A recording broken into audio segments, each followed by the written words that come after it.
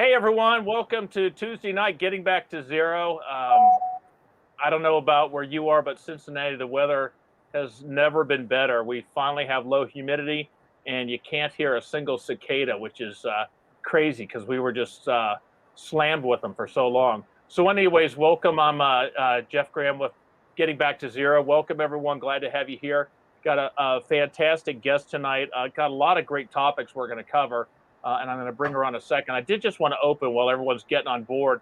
In AA, and I know we're open to all denominations in this program. Whatever works for you is the best program out there. But in AA, you'll hear people say, don't quit until the miracle happens. And I know you hear that in AA, but that could be anything that applies to any recovery program whatsoever. But this weekend, I went on, some of you saw on my Facebook page or post, but a big weekend trip with my wife's extended family. And it's to a big resort in West Virginia, a lot to do. I always dreaded going there. It was a 4-hour drive to sit around with family, and I thought it was boring. There wasn't a lot to do. I just dreaded the weekend, and this weekend was the first time that I went there sober with them. And I realized that my dread of going on that vacation was always because of my drinking. I didn't realize how much alcohol controlled my life. And for the first time, I was able to just enjoy the now, enjoy the moments with family, with the grandbabies, went down to the little petting zoo and rode the train, had just a great time. But I look back, I really was kind of reflective on why I was having so much fun. And I think 2 years ago, or last time we were there, all I was thinking about is, where am I going to get beer? How I'm going to hide the beer? How am I going to drink the beer without her family all noticing how much beer I'm drinking? How am I going to stay up late when they all go to bed early so I can really drink the beer like I want to? And then how early am I going to have to get up to get rid of the empties that are going to be all over the place? With a guy that drinks over a case a day of beer, getting rid of the empties is a monumental task. And then I'm going to start the next day the whole process of how to get more. And I was free of all of that this weekend. And I, for the first time, just enjoyed the now. I just had a blast being with people. There were still some moments of people that drove me crazy, but I just wasn't nervous and all bent out of shape like I've been in the past. So it was just a fantastic weekend. And it was literally one of those moments where I thought, you know what, this sobriety thing is great. This is really working out for the best. So anyways, I got someone tonight. I'm going to bring in, have not met this person, but we have, and I'm going to switch you over one time so we can start. But this is Tina Von Sachs from Vegas right now. I guess 15 years ago, you were in Munich, Germany, but you are a recovery coach. We're going to talk about a neat program that you're going to offer for those of us that maybe are gray area drinkers that are maybe considering getting a test drive with sobriety to see what it's like. Maybe a reason to try it, but a neat little program that you've got as well. But welcome to Getting Back to Zero. Tina, how you doing? Thank you so much for having me. I'm doing great. I'm super excited to be here. I really am. I'm thrilled to have you. I was reading your bio, and I'm going to just ask you to start with your story because there was just way too much. But it sounds like you really have overcome some hurdles. So yes. Just go ahead and start. How did you, what got you here? Okay. So, my drinking history started, I'm from Germany. You might be able to tell by my accent, even though I think I don't have an accent any longer. Not a bit. Not a bit. But I guess it's still there. But it started about, probably 14. The legal drinking age in Germany is 16. So it was normal for us at home to just have a beer for lunch. And it was okay, nothing crazy. I passed out a few times, the usual teenage drinking, but it really escalated. I moved to Los Angeles, 1998. I was a student and had a opportunity there to open up an office and to work there. I didn't know one person and nobody. And so I really, that's when I turned to alcohol, more drinking by myself. And then I got a group of friends, and the beach life, we went out a lot, drank a lot, and I didn't know how I slipped in it like more and more and more. So it was normal for me to have a bottle of wine a night. Honestly, it wasn't a big deal. Then I found my husband. He's American. I got married and had 3 children. And after my first child, I really just started drinking more and more. I felt very lonely, very alone. I missed my family in Germany. And, now looking back, it's all excuses, but I didn't know any better. So that, alcohol really became my friend. And there were many moments when the kids were little where I would miss so much. I would miss their birthday parties. I would miss their school events, excursions, games. It went on and on and on. I would, when Jake, my oldest, was only 6 months old, I was drinking one night, and I still remember that I had him in my arm, and I passed out and hinged over him. And so I was in Germany visiting my mom. My brother was at home, and he took him from me. I mean, there's so many things. It's too much for me to list every single thing.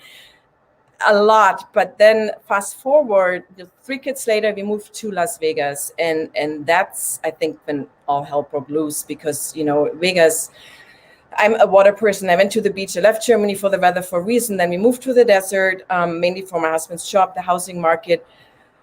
And I had 3 children. I had a job. I worked from home.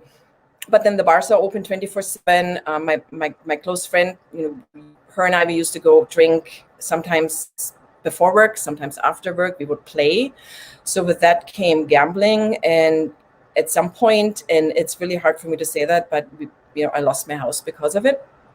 That was a really hard time about 6-7 years ago when I lost my house. My husband had a severe heart attack. I lost my job. Everything came crumbling down at the same time. But instead of saying, okay, now I really have to get it together, I was drinking even more. And it got to the point where I blacked out. I was hiding my drinking. But at the same time, I had a career. I had my 3 children. I was a fitness instructor. I actually went through a life coach certification while I was drinking in that year too. And I kept all that up, but I had this double life. I was starting to hide drinking in my closet, drinking in my car before I opened the door, because when I was drinking at home, my husband, it wasn't good for him to see that, or the kids. So there was a lot of hiding, a lot of shame, guilt. And now thinking back, all that energy that I spent living that way in this dark hole, but then also trying to keep up this other life where I'm this perfect mom and career woman and fitness instructor, and it was crazy, and it was too much. And then there was a moment in 2019 where I went out with a girlfriend after work, happy hour, and I was in such a dark place where I'm like, I don't care anymore if I kill myself or somebody else. So I had a lot to drink, and I drove one of the busiest streets down in Las Vegas home, and I ran every red light on purpose. It was almost like an out of body, because I don't remember all of it, but I remember running the lights and not caring. I don't remember how I came home. I just next morning woke up. I was on the couch, passed out. As I often did, I went in the garage, checked the car to see did I hit somebody, because I didn't remember. Then I checked on the kids. Did I do something to the kids? Are they okay? Husband, I would always feel it out. Would he talk to me? Would he not talk to me? But I just sat down in my bathroom and started crying. And for me, that was it. I just did. And I made the decision to change. And I started educating. Even before leading up to that, I started. Did your husband know that you were drinking as much as you did? Because I was the best. And anyone that's watching may think that they were good. I was the best at hiding it. I have people all the time saying they just no idea. And I don't even think I tell them the extent of how much I was drinking. I can even just give them a little bit, and they are amazed that they never saw it. So did your husband know? Oh, yeah. He knew.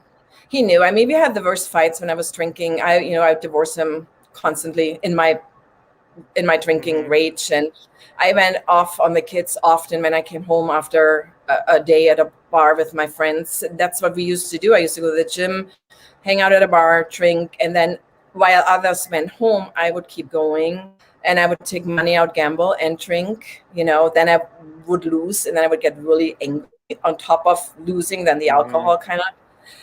And they would hide. I mean, there were probably a good 2 years where my kids would hide upstairs. They would lock themselves in when I came home because they just didn't want to deal with it. It's not that I was abusive. There was one time I was verbally abusive to my oldest because he said something. He finally stood up to me when I came home and he said, "Mom, you really need to stop. I really want you to stop drinking. You're scaring us, and my little brothers." And I went off on him. I don't remember. My husband told me the next day, but I yelled at him, screamed at him, called him names, to the point where he was sitting in the corner hiding and crying. And he was 14 at that time. But even that wouldn't make me stop. I was so deep into the bottle, so to speak. But yeah, no, he knew. Some of my closest friends knew. They knew when we go out that they were trying to take my keys away. They were trying to not make me drive home, which then I would get so upset and would throw a scene and a fit and, really sometimes scream until they gave me the key and they're just whatever, do whatever if you want to kill yourself, somebody else, because nobody can really help you in that situation, honestly, if you're not willing to see it for yourself. Was your husband, and I don't mean this in a negative way, but because it was probably out of love, but was he an enabler? Because I could see a lot of times where I don't want to lose my wife. I'm going to defend her because I don't want to lose the marriage. But and maybe I don't know. Did he protect you when he maybe shouldn't have? I think he just took it. In the beginning, he was never protective. He was always very upset, very angry, very mad. But then on the other hand, when it came Friday night, he would want to go out to happy hour with me. So it was maybe mixed messages in a way, where he would say, well, it's okay for you to drink with me, but it's not okay for you to go out and drink because I don't know how you are and how you come home.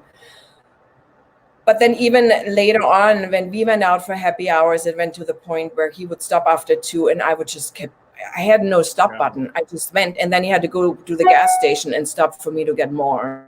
And so at some point and then I would always make promises the next day. I would say, I stop, I promise I stop. And then I would be good for a week or two and then it would start over again. And so after a while he just didn't even want to go out anymore, do anything. So I think it was helpful. With Elizabeth, my wife, it was she wanted to drink with me, but the problem is she didn't want to drink with me the way I wanted to drink. So I didn't want to drink with her. I maybe would want to show up and drink with her for an hour or so, an event. But the drinking, the pace, the volume that I wanted to do, so it was, she said initially that her problem was not that I was drinking. It was that I was lying about the drinking was the main thing. Well, the bottom line is she didn't know I lied about it, because if I only drank 4 or 5, even 6 beers a night, she would have said, okay, you drink too much, but that's okay. Do it in front of me. I had to lie to her because I couldn't drink in front of her, because she would see that I was drinking 24 to 30 beers a day. So I had to hide it from her. So it was for me to drink the way I wanted to or felt I needed to, I had to hide it from her. Yeah. But then that energy, if you think about it, hiding all that, the length of when did you do it? After she went to bed or before you came home? Yeah, after bed was a big. Yeah, after she went to bed was that's where I finished it off.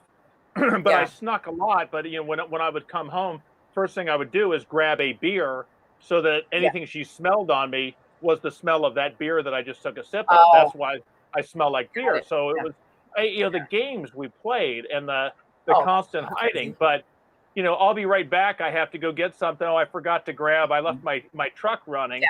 Well, boom, boom, boom. Or do you need a beer? Okay, I'll go get you one. The cold ones are in the garage. Boom, boom. So I could there was a lot of work, like you said, to hide it. It is. So did they? It is. I did the same thing. I often would go.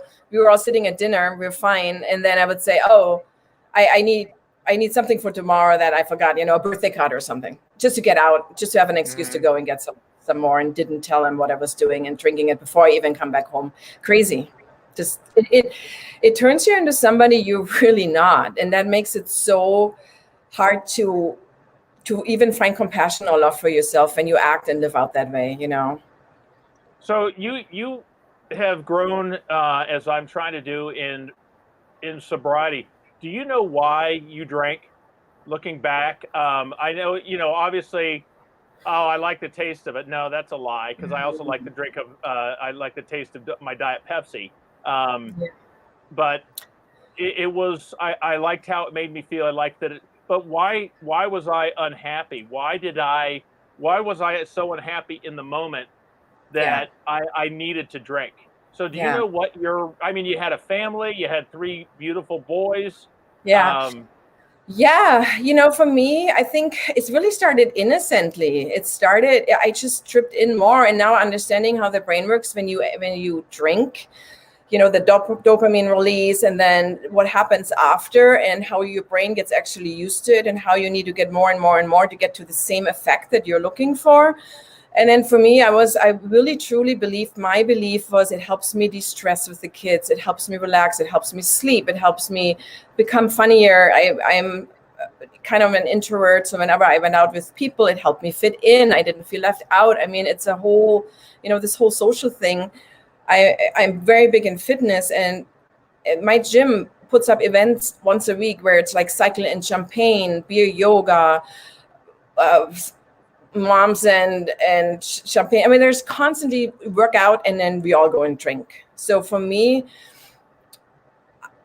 I just wanted to be normal. But then when the kids, I think it was a void that I had inside of being alone, feeling alone, maybe feeling insecure, feeling not good enough. Most of us have those limiting beliefs inside, and a lot of them stem from childhood. And if we are not aware of it,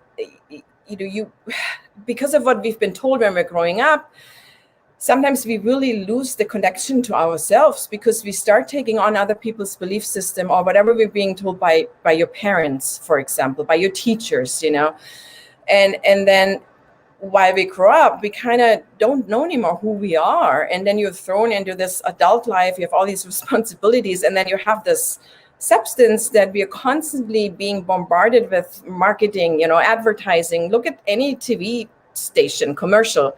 It's all subliminal. So it really goes straight into your subconscious mind. We are not even aware of it. So then the natural thing is, okay, I'll have this. And you get this instant, like, for what, about 15, 20 minutes. And then it fades. And then the chemical reaction starts to go in your brain and your body. And then you feel a little anxiety. You want another one, because you want to go back up to the same level where you have been before, that nice and nice, calm, relaxed feeling. So then you take the second glass, but you never get up there anymore because of what's going on in your body already. Because there's so much I learned, while I looked into all that, but your brain is just trying to keep you in balance. So, and taking alcohol plays havoc with that. So you have all those chemicals running through your body. That's why most of us wake up at 3 a.m. and you have this. I had heart palpitation like crazy. Sometimes I thought I stroke out, after a bottle of wine, red wine at night. And so I never put that together. I never thought it's from drinking. I had no idea. I just thought, maybe I'm getting older, or maybe I had my heart checked a million times. Nobody would say anything. Nobody would say, how much do you drink, Tina? Mm-hmm. Very interesting. The doctors, where you fill out that little form, but do you say 2 bottles a night? You don't really. Multiply it times 5 and add 8, and you probably get the real answer. A point you made, though, and it's interesting, but alcohol made me be comfortable at a party. It made me who I wanted, who I wasn't without it. And our whole lives as kids, I wonder how much of this, for For me, you need to be the athlete. You need to be the perfect gentleman. You need to be the social. You need to be the hit of the party. You need to be the stand-up. You need to be first in your class. All those pressures on us for for the girls, and I'm guessing, but be the most beautiful, be the most elegant, be the most. There's a lot of pressures. We focus on telling our kids be what you're not instead of being be you. And let's just, celebrate you, what an incredible person you are. No, you need to be this. You need to be this. Well, I don't know how much, but I drank alcohol maybe to cope with the fact that I wasn't, or it allowed me to be certain parts of that, that I wasn't on my own. So, I wonder in society if we're making our kids uncomfortable and forcing them to seek something, and they're finding it in alcohol. It's very true. Yeah, it's true. If we would just see them and honor them for who they are and not try to fit them into a mold with, like, it's, we as a society, even in school, my youngest is borderline autism, and he really struggles with anxiety, but yet there is this school system where he needs to fit this certain mold, and he is really suffering through it. So we're trying to find a different school for him, but I can see how it hurts his soul, and how he's just trying to be normal and be like the other kids, and he's beating himself up already at 10 years old that he's not like the other kids, and that's already a recipe for later on, and thankfully I'm more aware now, but for him to look for something that fills his void, that fills the need for him to just either feel normal or not feel those painful emotions that he's right now feeling, that he might not be aware of when he's growing up, but they're still in him, so there's still this disconnect that's going to happen. And it happens to most of us. It's a lot of why we drink, I think, or go through it doesn't matter if it's drinking or overeating or gambling or what it is, you're numbing something. You're numbing most of the times unconsciously feelings that you just don't like to feel. And most of the times it stems from childhood. It stems from things that we went through. And it doesn't always have to be, abuse or rape or whatever it is. Sometimes it's just subtle, and it's still neglect in a way. So we're going to do a series on trauma and how trauma does affect, and a lot of it comes from childhood. But trauma and the abuse of alcohol as a coping mechanism. It's the most common coping mechanism. But, for me, example, and it's easier to speak about myself, but I was, part of dealing with those kinds is talking to people of, I just don't feel, and I was raised of tough it out. You're okay. Get over it. That happened 10 years ago. Can't you move on? Just forget about it. Things that happen to us, you don't just forget about them. A little girl that's molested or raped, she doesn't just forget about it after 10 years or just get over it. That's never going away. No. And so we have to learn better we can't get rid of them, but how we deal with them and cope with them. Because if we don't,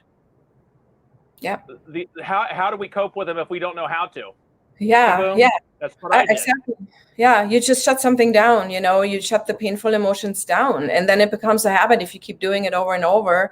And then before you know it, it's a program that just runs you, which is why it's so hard for most of us to stop, because once it's in your subconscious mind, and I bring this up a lot because I feel that I'm working with some of my clients too, where you can have a goal and you can change it, right? You can say, okay, let's do 30 days and I don't drink, and most people actually can make that happen. But then what happens after the 30 days? Most celebrate with drinks, right? Or maybe go back into it a little bit. And the reason why is because we haven't changed what's happening inside. We haven't addressed why we started to drink to begin with. And we haven't looked at the subconscious programming. And there's a lot of mechanisms to bring those things into awareness, and then to just feel those feelings and then let them go. There's so many books about that, and I studied Dr. Joe Dispenza, who's a scientist, and there's just scientific proof that this is how it works. You have to bring that stuff up, and you can't. The more we live in denial and try to keep it down and shove it down, the harder it is to get rid of a destructive habit. It's very hard to get rid of it because the stuff is still there. So back to your story, how did when things were starting to snowball with you, what made you start to, did you look in the mirror and start to say, hey, I don't like what I'm seeing, or did someone come to you? What was the catalyst that kind of got you? I think so. I looked in I hated myself for probably 20 years, honestly. Or I would say more so when my kids were born. I just couldn't stand myself. I couldn't stand how I was living, how I was not listening to my inner voice telling me I can do better than that, how I constantly broke promises to myself, to others over and over and over again. I mean, my drinking was unlike yours. People knew, my closest friends knew, and my family obviously knew. And there were so many talks where they said, Tina, come on, you got to stop. And I didn't. And I tried for probably 3 good years on my own. Well, I went to a church program, and I couldn't do it. I went to 12 to AA groups. They do great things. It wasn't for me. I felt I just couldn't do it. Then I went to a therapist, an alcohol counselor who never drank in her life, so she couldn't relate to anything I was saying. So then I looked online and I found some books. But what started it was that night in 2019 where I was willing to either kill somebody else or myself. I can't explain it, but it was a moment where Was that the night you drove home on Vegas, the trip? Yeah. Okay. Yeah, because there were moments before I wrecked my husband's car going into the garage. I passed out on the side of the street, either in my car running still, or I just, I passed. I walked home at 3 a.m. because a friend took my key and I couldn't drive home, so I just walked and they left me in the bar. Or the bartender had to call my husband so many times, pick her up. So many fights, broken friendships. I mean, but nothing did it until this one night, and maybe it just had to be an accumulation of things over and over. And for me, it was a clear voice, and I can't tell you, yes, I'm spiritual. I do believe there's something bigger than us. Maybe it was that. But it was either you have a choice now. And it was really clear, either you keep doing what you're doing and you're going to end up dead, or you're killing somebody else, you're ruining your life and your children's life, your husband's life, or you do something about it. And the doing something about it, you don't have to be perfect, just do something. Just start. And that's what I did. So I just did a week.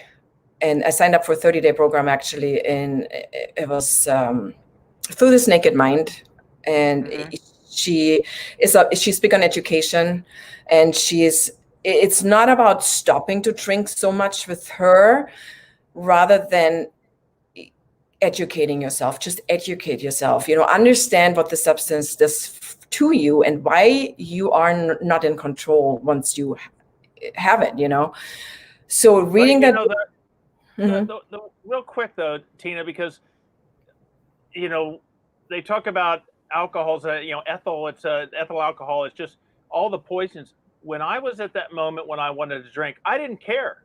I didn't care what it was. So it didn't, that didn't matter to me. So to know, well, this is harming your liver. I couldn't care less about my liver at this moment.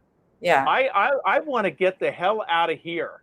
Yeah. So, I had to, I mean, for every person, it's got to be different. But just for me, it was more, instead of looking at my liver, I had to look at my kids. I had to look at my marriage. I had to look at, those were the things that did for me. But we're, I see that. For me, it was making the decision that I wanted to change. So the first step was really, really admitting that I had a problem, because I wouldn't. I would tell everybody, oh, yeah, I went overboard again. Yes, I blacked out again, but I can still control it. It's not a big deal. I did that for years, despite what was going on. But then I had to admit, I really admitted, I'm like, okay, to myself, more so than to anyone else, that no, I do have a problem, and I really need to have a look at that. And I wanted to change, but I did not want to stop drinking fully yet. So that's how I did it for probably 2 years, where I just experimented here and there. I read books, but then that in January, after that night in 2019, so January 2020, that's when I was serious, and I just stopped. And yes, it's hard. I mean, it's there. The subconscious is trying to pull us back even more. So once we make a firm decision to no longer give our body the very thing that it's so used to having, and that the brain thinks it makes you feel safe and that comfortable. But it was like fighting with a toddler. My mind would say, oh, come on, you can just have one. You weren't that bad. You did 3 weeks. Now you're fine. You can just go get back. But it would say, no, no, no, no. And then eventually the voices got smaller and smaller and smaller. And I kept educating myself, not only about alcohol, but more so trying to understand why are we doing the very things that hurt us so much over and over and over again, even though we know it does. And once I understand that this is all programming, it comes down to our belief system and how to deconstruct those beliefs, around alcohol, whatever it is, and then create new ones that work for you. And while I did that, eventually I started feeling so much better that I wanted to protect that no matter what. For you, what made you finally say this is it? The night that I forgot about this one thing, but the night that I finally, and I was close, I was pretty beaten down, but the night I came home and walked in and she said, "How much have you had to drink?" And I said, "I haven't. I haven't been drinking." And she said, "You're chewing gum, Jeff. You never chew gum. How much did you have to drink?" And it was the first time that I knew I was out of lies. I had my defenses. I always had something I could blame it on, and I had nothing. I just sat there, and I was looking at her, but I was looking right at myself, and it sucked because there was I could no longer lie to her. Yeah. I could no longer lie to myself. I think I was stripped at that point. Yeah. And there was the fight that was it. The fight was gone. Yeah. Was gone. Yeah. And I think so it wasn't a DUI. It was I was a high bottom drunk. I didn't I didn't lose everything. I was a day away from losing everything. I was an exit on the road from a DUI. I was a day away from losing my job, but it was, I always, that won't happen today. I'll get home without a DUI today. There was always, but this was the moment that I had nothing left.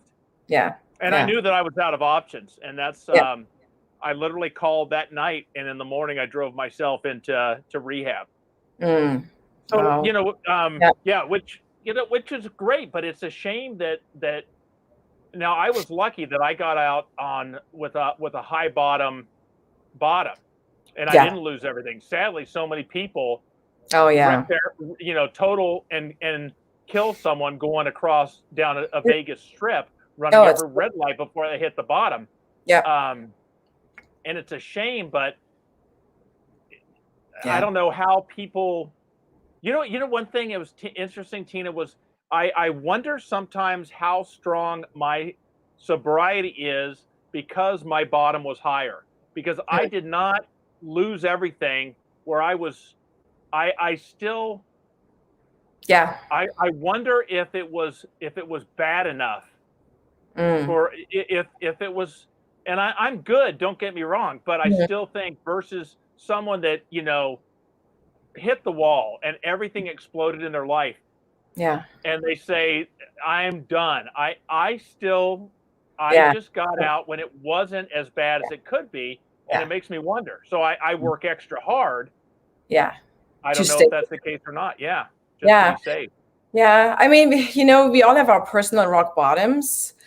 And if you are fed up or done, out of options, that might have been it for you. It was your time. I think we have our time, most of us, unless, God forbid, something horrible happens to, which happens to some people, unfortunately. Same here. I never had a DUI. I was actually driving Uber for a while and was driving a ton of people, especially in Las Vegas. There's any time of the day you drink and it's normal. It's absolutely normal to meet your friends at 8 a.m. at the bar to watch some game and drink beers. It's just what we do. But man, it's just seeing all that destruction, and now looking back, right, it seems, wow, what world was I in? Well, it seems so surreal. It's just, when you're in it though, it's so hard to believe that you can get out of it, and that it's possible, and that there is actually light on the other side, and that it's fun, and that it's exciting. And like you said in your intro, you're present on your trip, and all the little memories that you can now remember and that you were able to give to your grandchildren, to your family, that's priceless. Yeah. And for you had that freedom to be there instead of having your mind go nuts about, okay, when can I get my beer again? How do I get it? Where do I go? There's so many moments, even tasting food. I used to drink 2-3 glasses of wine with food. I had no idea how it tastes, because it's a narcotic. It numbs our senses. So you just eat, and now sometimes I sit down and I just have this nice dinner and I enjoy it. I really just take it all in, and I'm so grateful for it. There's nothing that alcohol can give you that's worth losing any of this. I never realized how delicious Raisinets were. Yeah, there you go. Drinking, yes, and so you might try that. Hey, two questions, or a couple I've got for you. One is, you said when you finally admit you have a drinking problem. Well, there's two admittings, and I don't know but I always knew, I drink, I gotta quit, I gotta drink. I know I got a drinking problem, but there's a difference between that time that I said in the mirror, I got a drinking problem. And that was two different. I knew I had a drinking problem. Yeah. But it was when I looked in the mirror and actually said, this isn't funny. I've got a drinking problem. So that was something I wanted to ask you, why AA and some of the other ones didn't work. And my philosophy is, whatever works is the program for you. I don't push anything. I just push listen, learn, and keep chasing, because you'll find it. And then the other, just so I don't forget, was the cycle that I was in was, I don't like who I am, so I'm going to drink. Now I don't like who I am because I drank, so I'm going to drink. How does someone break out of that cycle? Yeah. So solve all the world problems now. They're all on you. Now you can fix the world. Go ahead. That's great. Okay, so to your first question, AA for me, I don't know if it's a control thing or what it is, but for me, I went to a meeting, and just the fact that people that have been working so hard on themselves for 20, 15, 30 years still have to go up there and label themselves as being an alcoholic and being, it did something to me inside. I just couldn't agree with it, because I'm not big on labels. I'm just not, it's whatever works for one is great. And I know that they do amazing things, and it works for a lot of people. I have 2 friends that are doing fantastic in their program. For me, it didn't sit right with my soul. I felt I felt judged, and I felt labeled in a way. So the church that did similar, like a 12-step program. Then I read a book, The 12 Steps, from a Buddhist view, which that helped a little bit. But in the end, I wanted to have the power. I wanted to not be in a corner labeling myself as an alcoholic. And even the word sobriety for me, but that's me, right? That's me. And for me, what really worked was education. I had to educate. I had to understand the science behind it. And then I had to make the decision to want it, to really want it. Not because I'm guilted or shamed into something, but because I wanted to change. And so that helped me. And then I found groups online, because it's so hard to do this alone. That's why your work is so amazing, because you bring people together, and you are AA, but you don't judge other systems. Like you said, whatever works. We're all different people. And so I found so many online groups that had my philosophy, and I connected with so many women. Some women we still have great connections with. We went through a program together last year, and it worked for me. It just did. It gave me freedom, the freedom of choice. If I would go, I can take it or leave it. It doesn't matter to me anymore. It's like a friend of mine always brings up that you're a liquid vegan in a way. Vegans are so proud of being vegan, and they don't eat that, and they just say that out, and they don't care what other people think or if they're being judged. They're very proud of that. And that's how I feel with my sobriety. It's a lifestyle choice. I live a healthy life, and I make that choice to be healthy and not to intake a toxin into my body. Would I ever do it? Then I would have to make a conscious choice to do it, and would have to be okay with it. But it's no longer a subconscious programming that runs me. Does that make sense in a way? It's just, I'm aware of everything I'm doing. I know exactly what it does to my body, to my brain, and I don't want it. I just, the need for it fell away. The constant chatter in my brain, which was the worst, when you want it, but then you can't, and you don't. It just fell away, because it's just something I don't care for anymore. And I think it's, with anything that is a bad habit or is destructive, you can train your brain to think a different way. You can adopt new belief systems. Just because you have belief forever that this is helping you sleep and relax and turning your brain off and filling a void, you can examine all those beliefs and then change them and make them work for you, so they support a healthy lifestyle that aligns with your values. That worked for me. So nothing. The labels.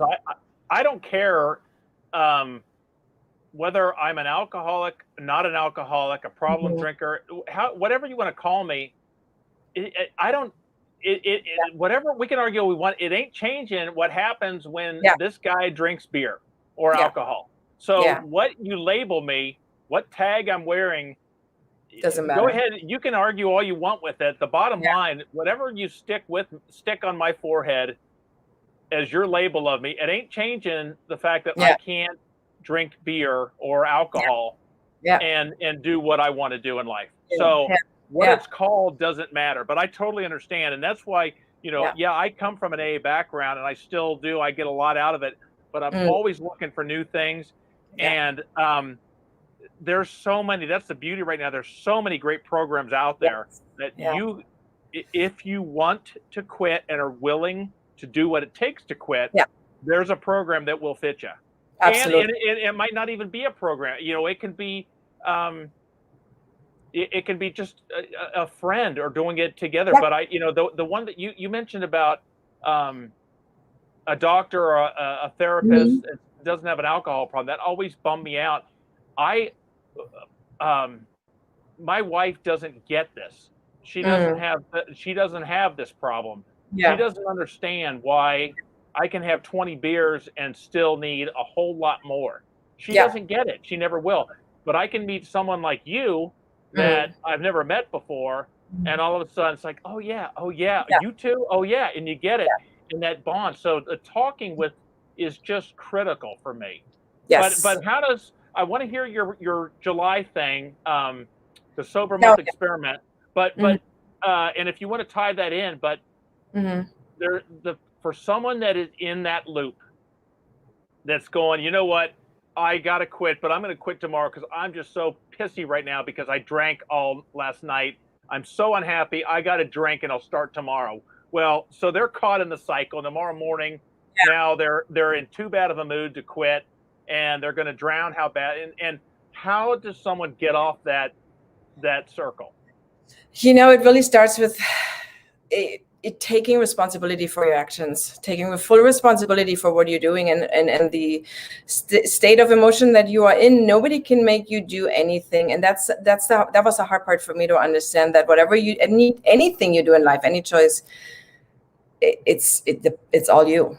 It's all you. So what helped me in the beginning was really to be with a group of people. So mentioning the July sober month experiment, what I do is it's really for women who like to explore what it's like without they're fed up, but they're kind of scared because it's scary giving up a habit that you had for so long, and it's a comfort blanket in a way, right?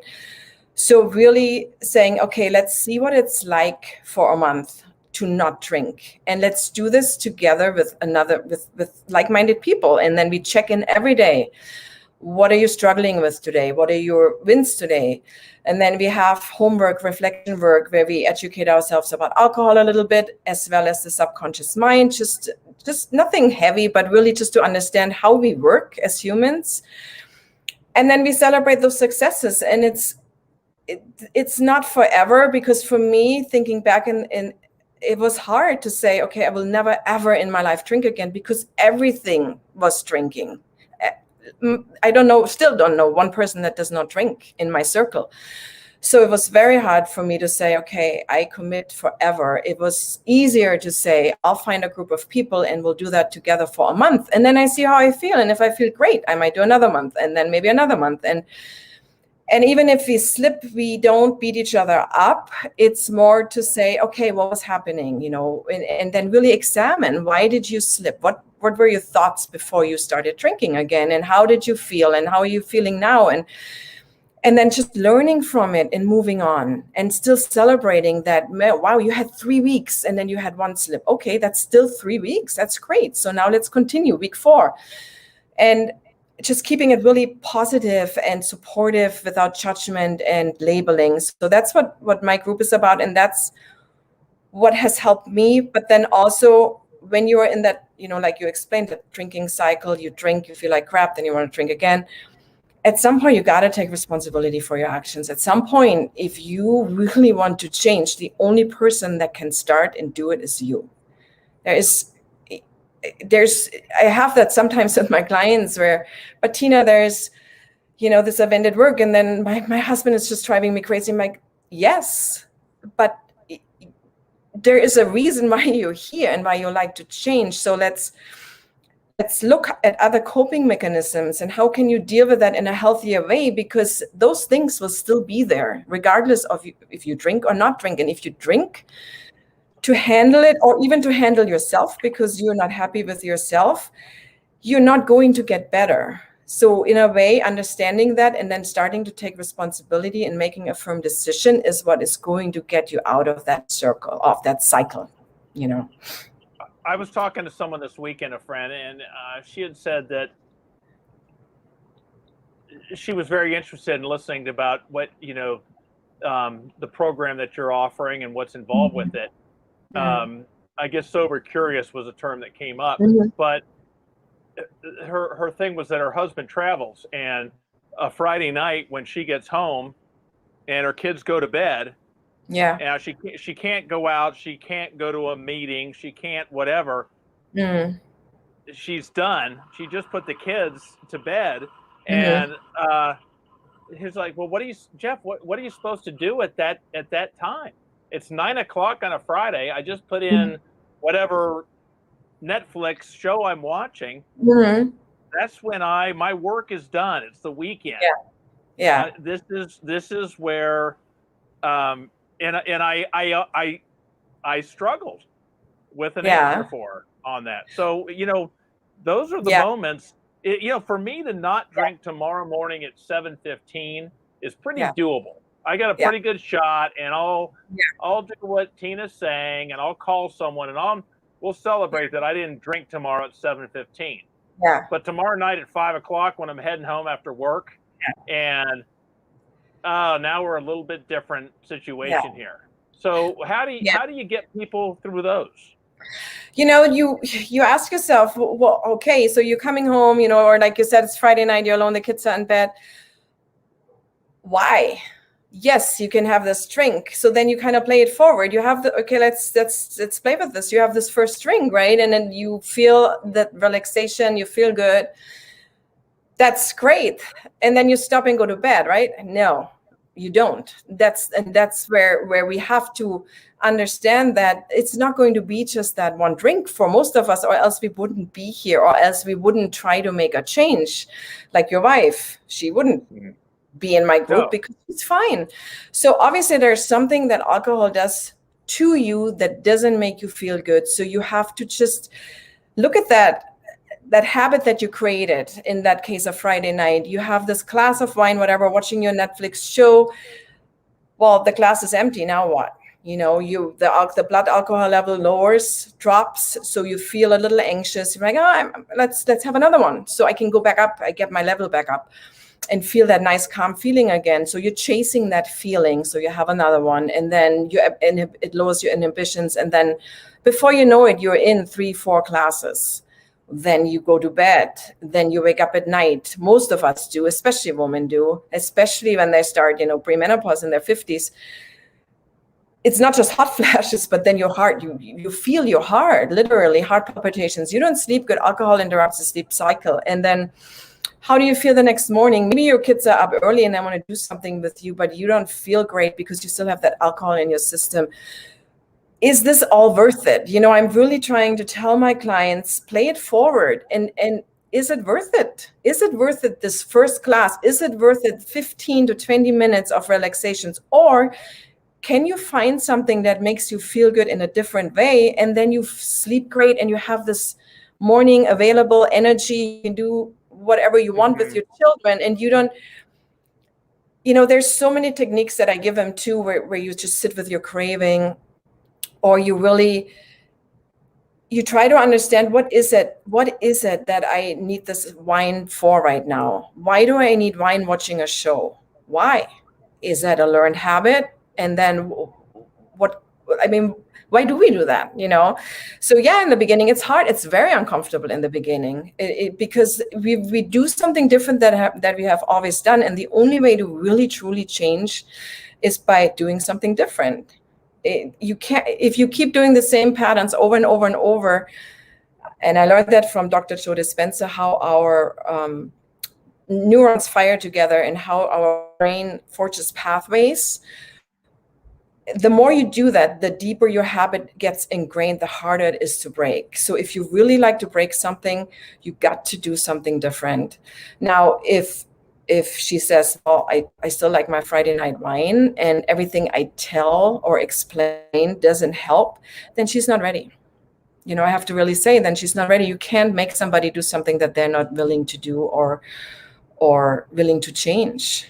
You can only... Well, you said the magic word for me, willing, because I want to do a lot of things, but I'm not willing to do what it takes to get them. Right. I stink at golf. I want to be a great golfer. I'm not willing to do the work it takes, so I won't be. I want to be in perfect shape, but I'm not willing to get up at 4 a.m. and run, you do all the things. So it's not, I can want it all I want. It's not going to happen. So you got to want to change, and you have to put the work in.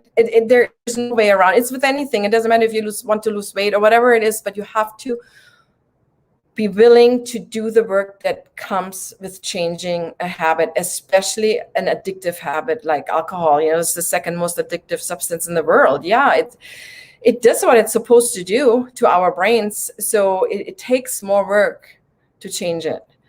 But it's absolutely... The time thing, there's a plus and a minus in my mind. So maybe you can address that, because quitting alcohol forever is a scary, scary proposition. It's even for, I'm a year and a half, and that's still the thought of never drinking again. It's like, we'll see. There's still that maybe just a shred of doubt or question that maybe that magic pill will come around. You and I both know that won't happen, but I can dream. But so quitting for a lifetime is scary. Quitting for one day, you know what? I can do that. I mean, unless even people that say they couldn't, could you not drink for 5 minutes? Well, yeah, sure. Well, how about for 10 then? You can do it that way to get. So one day is doable, but, and I'm as guilty as anyone. Let's use the word diet. I'm going to diet for a month, Mm-hmm. what happens the day after that month? Right. For me, Yeah. I'll tell you, there's going to be, can you say drive-through? Can you say wrappers on the floor? Can you say, let's just say crap is Yeah. I am going to win that, I might be good for 30 days, but on day 31, get out of my way. Yeah. Because I am, Raisinets are they're going through, and that's what scares me about the 30-day thing. So how do we deal with that? Because, when you see it as a diet, or it doesn't matter, if you just see it as a goal, you're doing it with mainly willpower. You're denying yourself whatever food you need to deny yourself, or whatever your diet asks of you. And then as soon as you hit that point, you're like, okay, great, now I can go back to whatever I want to do. Right. The goal with the 30-day not drinking is, or with anything really, is not to come to an end point, but rather change your belief system, change who you are on the inside, and work towards who you want to become. It's not so much, I won't drink for 30 days. And then as soon as I'm done, I'm going to go and get, hammered. It's the point is to learn to not miss it. The point is to teach your unconscious mind that stuff is just not good for you, and to look for anything, or for all the stuff, the things that you gain by not drinking. You're not giving anything up. You're gaining a whole new life by not drinking. A lot of people just focus on, oh my gosh, I can't drink for a month. I can't do this. I can't go out. No, you can. And it's amazing. And you're gaining. Focus on everything you gain. Your relationships, even in 2 weeks, are improving. You feel better. Your skin looks better. Your hair looks better. You lose weight. There's so many things that you gain in just a few weeks. Keep focusing on those things, and keep learning about, yourself, and start loving yourself again. And you naturally will do things that help you, that make you feel better. So you are less likely to want to go back to drinking. And it's really, that's what it comes down to, because like you said, a goal is a goal. You don't change who you are as a person. You just work towards something, and that's great. We can have great goals, but I truly believe to make it a lifestyle choice, the change has to come from the inside out. You have to work on your belief system. You understand why you went through that thing to begin with, to numb out, or whatever it was, to feel some kind of a void. And you work on those underlying issues and feelings and all this crap that's stuck. Bring it up into your awareness, let it go, and pamper yourself, love yourself. And it sounds so cheesy, but it really is a natural progression of not drinking and understanding what it does to you and how great you feel, that you eventually, the need for it falls away. It just does. It doesn't become a goal anymore. It becomes a lifestyle. And even if you slip here and there and you start feeling like crap again, you're like, okay, that's why I started to begin with. So then you pick back up, and eventually it becomes a new habit. And once it's a habit, it's second nature. You don't think about it anymore. And for me now, it's so normal to just go out with my friends, and I have it's called Buckler. It's a non-alcoholic beer, or, whatever, cranberry club soda with a lime in it. I don't think about it anymore. It's second nature. And I'm getting there, and that's huge. It's so it's incredible. So much freedom. Yeah, you have freedom. That's truly freedom. You're not written anymore by this thing that pulls you towards something that it's you just no longer like. It's like you wouldn't order, if you don't like a certain type of food, you wouldn't order it. It wouldn't bug you if it's on the menu. You just don't order it. And that's where you're getting to by working more on your belief system, than just stopping to drink for a certain amount of time. So if I do this sober month experiment with you, I have had 900 day ones that I failed. How are you gonna, are there steps in place to get me through that first day in your program? Yeah, so we have an accountability check-in every day. It's a private Facebook group where we check in every day, and there's a commitment before we start from every member that the commitment is to not drink for this month. It's called Try July, but again, I don't want the feeling of, oh my gosh, what if I slip? And then it's an open discussion, open forum, and if somebody slips, it's a great way to coach them through it. So we do it either in the group, or if it's more a private thing, then they can reach out. We reach out directly and we do a call like this, just a one-on-one. And I coach them through that. I give them the tools of, what to do next time. It's more a learning experience. But yeah, honestly, though, in my past groups, it's the 1, 2, 3, 4, the 5th group now that I have running. People are fine. Maybe it's the group dynamic, and maybe it's the daily check-ins, but there is barely anyone that slips or has a huge problem. It's more exchanging and really connecting with the other members. And I think that alone helps a lot, to just know that you're not alone. I thought for the longest time that I'm the only one that has a problem. Honestly, I had no idea that there's a whole world out there of women, especially that go through what I went through, that live that double life. So just by being with other people, or women that go through the same thing, you naturally stay on track, because we lift each other up and we check in every day. So yeah, but if there's a slip, or whatever we call it, data point, some other programs call it, it's not the end of the world. We talk it through. We learn from it and we move on. And it's more about really learning, education, and experimenting with it, experimenting with a life without alcohol for a month. Now, the only problem I see with the program is you start on the 1st. Shouldn't it be starting on the 1st Monday of the month? Mm-hmm. Because who the hell can start recovery on a Thursday? Or I don't know when July 1st is, but if that was a Friday, how do you get, I'm just talking me. It's got to be, I don't know what day the 1st is, but it's got, to start on a Friday night, if that's the 1st, that's a tough one, because my mind is always, oh, not the weekend. I'll start this diet Monday morning. I'll start my sobriety Monday morning, exercising. Right. I'm going to, so that's, I'm going to go all out and then start. Yeah, I love that you asked that question. To me, it shows who's ready. When you're ready, you're ready. It doesn't matter. Why Great wait? Point. Why wait? You don't get time back. And what a boost. You don't get your time. If you are able to tell yourself, you know what, I don't care what day the 1st is, I'm ready to do this. What a great kick in the pants for yourself. Pat yourself on the back, because if you're not looking if you're looking at the calendar, maybe you aren't ready. That's a great point. Yeah. So okay, so you have to. I got everything going across the bottom, but to get a hold of you, your email address is info@tinavonsachs.com. Yes, that's the best way to get it. The web page is also tinavonsachs.com. Yes. And that has the link to the Sober Month Experiment, if they want to get more information.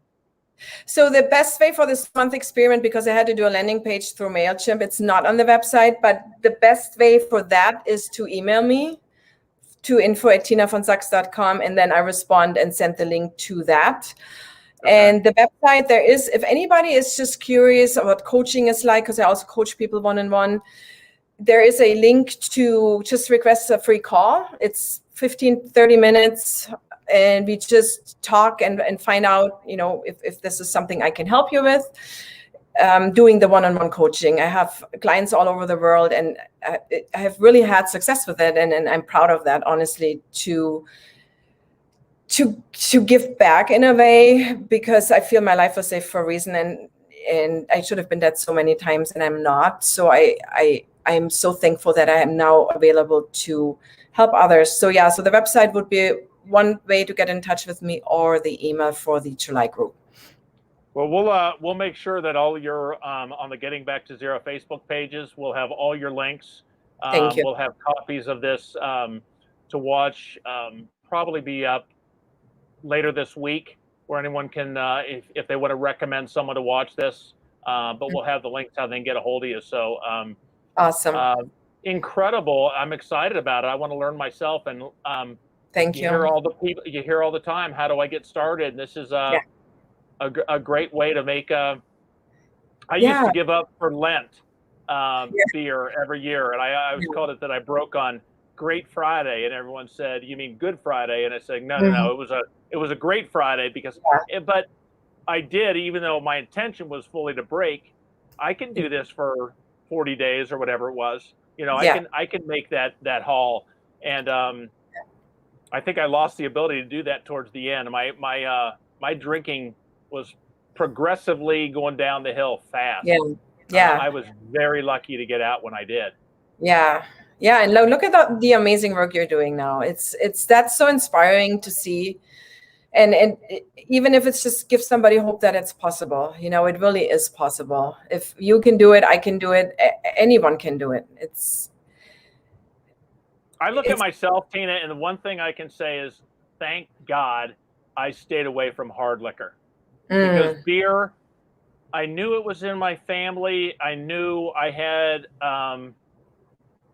the propensity to be a problem drinker, an alcoholic, but I always thought beer, I can sneak around the corner right now and down a pint of something and get blitzed very quickly. I think I Beer lost was you. a lot of, oh, I'm sorry. Yeah, you jumped out a little bit, but beer takes a lot of drinking to get the same amount of alcohol. And that kept me away. I think if I had learned to like the hard stuff, I would have been really in trouble. Yeah. So I'm just fortunate in that. But thank you so much for being here. Thank you. Definitely have you back, and maybe even check in with the July and let us know how the class is doing. So I will. we will talk with you soon. Awesome. Right. Thank you so much. I really appreciate it. Thank you. No, thank you. Take care. All right, everyone. Have a good one. We'll see you Thursday night for open panel discussion. Have some new some new panelists that are going to come on and share their wisdom and answer your peers, your questions, our answers. So join us Thursday night at 8 o'clock. We will actually, if anyone's watching this and wants to share it with someone, we are going to rerun this at 11 o'clock Eastern, 8 o'clock on the West Coast. So thanks again and have a great night. We'll talk to you soon. See ya. Bye.